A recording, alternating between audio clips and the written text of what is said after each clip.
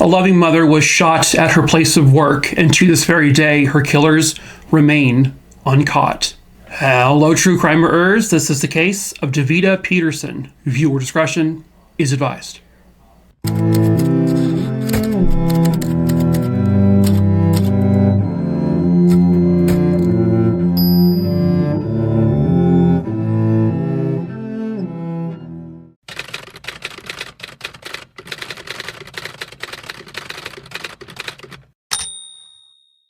Unfortunately, I don't really have a lot of information on Davida, but I do know at the time this case occurred, she is a loving and doting mother to 4 kids. Her kids were her entire world. She cared for them so much that she actually was working not 1, not 2, but 3 different jobs to be able to support them. She had been married to a man named Randy Miller, but they had divorced recently.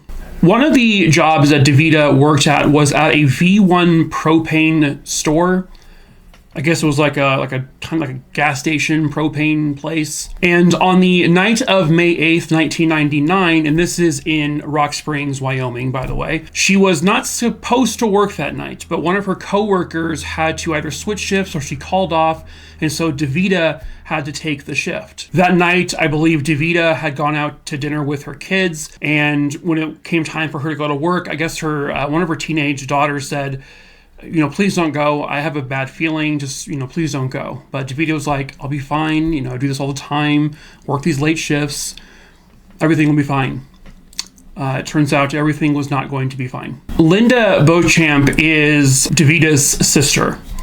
And on that particular evening, she recalls driving past the propane station where Davida was working, and she saw a vehicle in the parking lot that she recognized. It was the vehicle of Davida's ex-husband, Randy. The sister knew that she was working that night as well, and so she kind of just made the assumption, her and Randy, maybe they're talking about getting back together. Fast forwarding until about 8:30 p.m. that same night, one of Davida's daughters tries to call her at the propane store, and nobody answers the phone. And then at some point, I think it was around 9 o'clock that same night, Randy Miller would speak to Davida's sister, Linda. Randy tells Linda that at some point just shortly before 9 p.m., he was checking his police scanner and he heard that there was something going on at the V1 station where Davida worked. He told Linda, please don't panic. Just, I'm sure everything is fine. Don't go down there. But Linda said, she's my sister. I'm going. And so she got into her car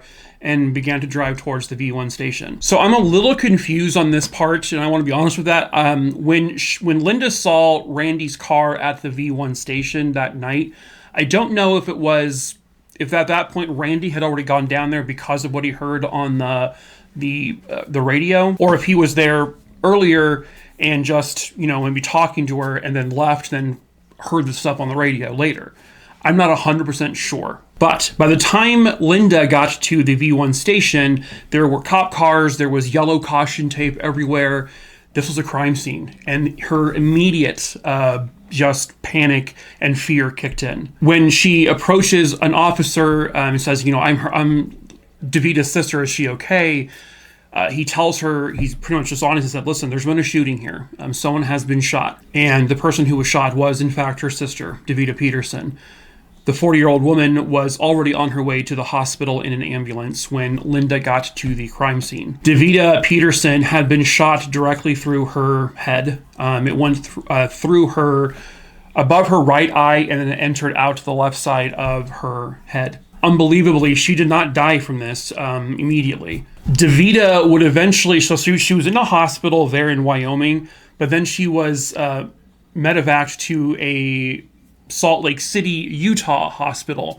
I guess they can better equip this sort of situation. But Davida was essentially in a coma. At one point, Davida did kind of sort of wake up, and she was like mumbling some words, and she was able to sort of talk. And they kept asking her, do you remember what happened and who did this? And she had no memory of whatever happened to her. She had no idea. I mean, she had a bullet to the head, so, understandable. And unfortunately, she was not going to be able to provide any information on who did this. Davida was then transferred again to another hospital in Bountiful, Utah. But unfortunately, on April 29th, 2000, Davida finally succumbed to the gunshot wound and Davida was pronounced deceased.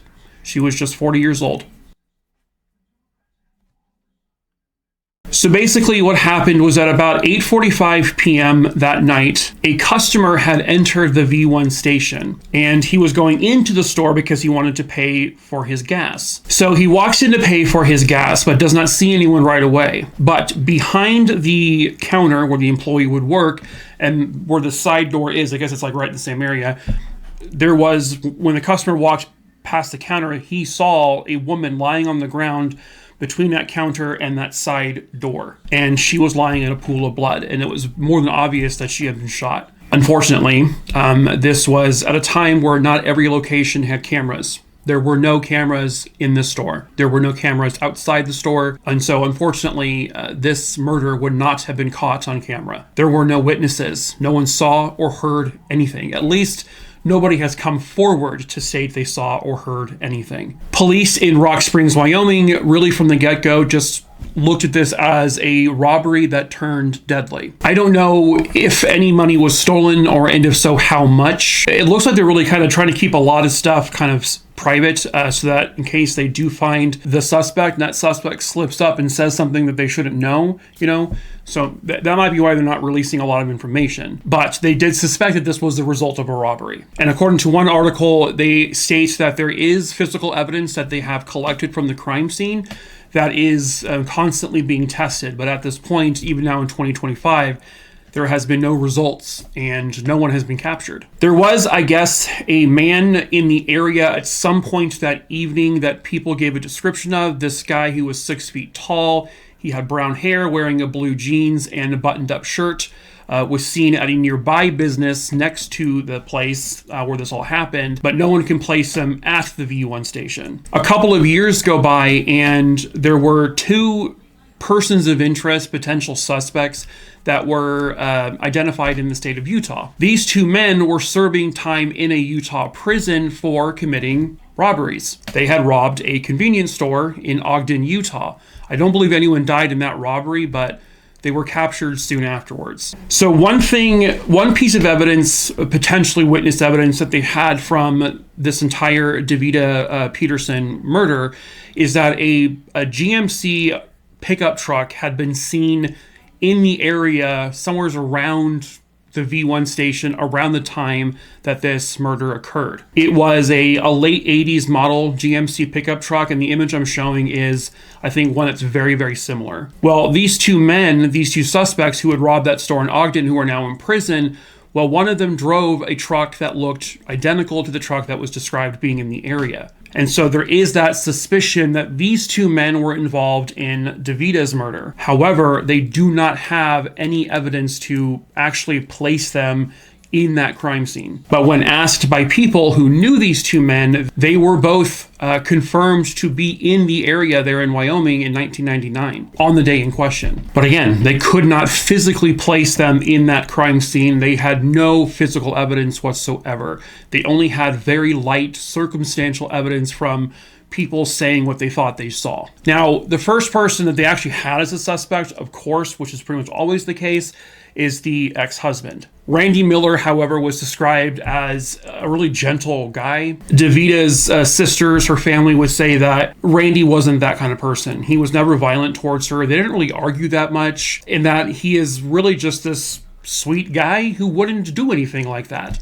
Now, that's not to say that it couldn't have happened, because those type of the people that you always think couldn't do it end up being the ones to do it, But everybody said that Randy did not have a single vicious bone in his body. He was the salt of the earth, one of Davida's sisters would say. And while they investigated him and looked into him, and again, when the sister saw the car at the V1 station, I'm not sure, again, at what point of the night she saw him there. But he was questioned and he was ruled out, that he was not a suspect in this. The only evidence they found was that he was just a good guy. I mean, the marriage just didn't work out. Randy Miller, at the age of 59, died in 2019 from a car crash. Another theory is that this was a random chance robbery by someone traveling down the Interstate 80. But what people don't realize is that, typically if someone's going to be doing that kind of, like, they're driving down a highway, they're going to pull off the road and rob a gas station they can see from the highway. The thing is that off the Interstate 80 is that there were at least 2, if not 3 gas stations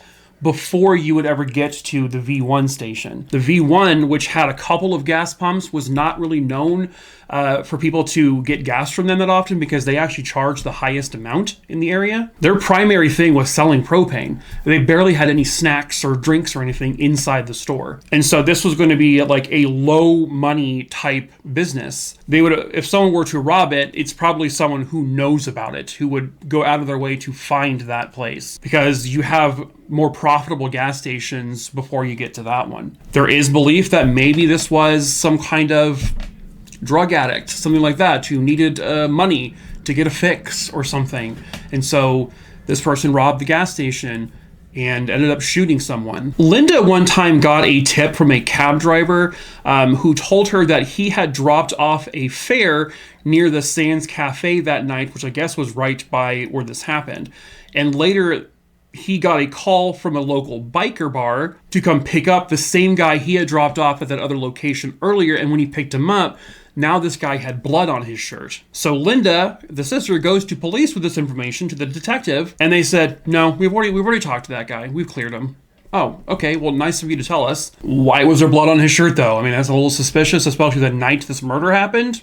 It's a little odd. None of these potential suspects, by the way, none of their names have been released publicly by police because they've never been considered actual suspects. The only person who's ever been known by name who was a person of interest was the ex-husband. And all the while, this case has just gone cold. There are no witnesses. Davida didn't have any people in her life that would be considered problematic or would cause her any kind of pain. No, like, jilted ex-lovers from years ago. There were no customers she ever got into any kind of fight with at any of her jobs. And so this really does look like a true blue random thing. Was the motive robbery? Or was this person just going in to kill someone? Maybe they went to that station because they knew there was really not much else around, that there really wouldn't be any people there.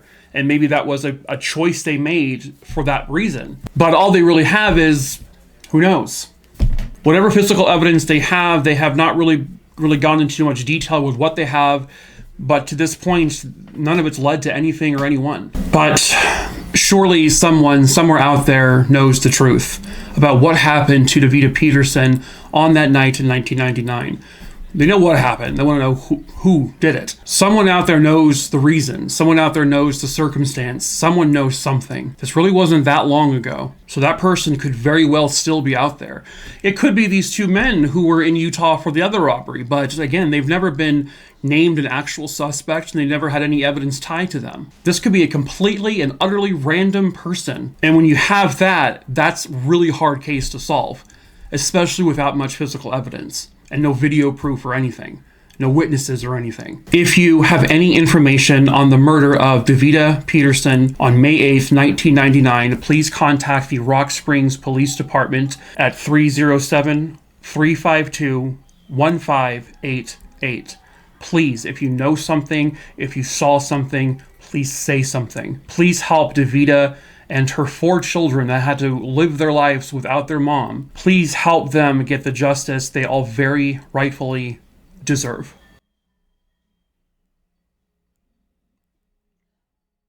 But that is it for this case, True Crime, Rooney, Dooney, Dingleberry Dongs. I hope you found it interesting. As usual, hello, my name is Mike. If you're new here, I tell multiple true crime stories here every week on YouTube. So please subscribe and hit the bell so you're notified when I post. Please drop a like and a comment on the video. That way more people can hopefully see it. You never know. It just needs that one right person to see this video or any video on her case to get it solved for them. I also tell short form true crime stories over on TikTok. The link to my TikTok is in the link tree, which is in the description of this video just below. So feel free to follow that as well. I also have my case list in that link tree, and there's over 7,000 names on it. So if there is a case you want me to cover and you do not see it on that list, because that list is public for you guys to look at, send me a really quick email also listed below, just the name of the case, where it happened and when it happened, and then I'll add that case to my list. I typically pick my cases that I cover at random. However, if you are a loved one who has a loved one who's a missing person or a cold case, unsolved murder, let me know in that email that you are a direct loved one and I can make that case a higher priority. And feel free to send any kind of articles or anything like that you feel, talks about the case the most accurately. But that is it for this video, True Crime Maroonies. So until the next case, ta-ta for now.